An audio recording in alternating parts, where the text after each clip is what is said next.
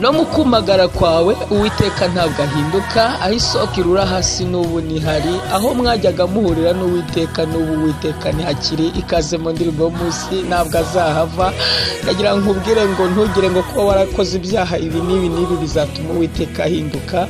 Waracyari wawe uko data yarari kera n'uyu munsi nikakiri, aracyagukeneye ngo akwakire. Subira handi wahuriraga n'Uwiteka byose biraba bishya.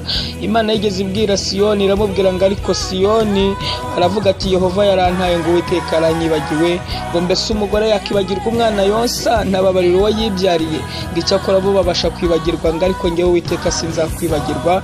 Irangije iramubwira ngo dore nguciye mu biganza byanjye nk'uca imanzi, ngo kandi inkike zawe ziri imbere yanjye iteka ryose.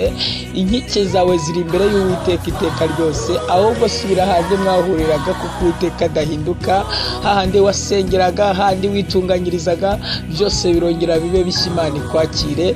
Uwiteka aguhe umugisha akugenderere. Imana ishimwe cyane. Amen.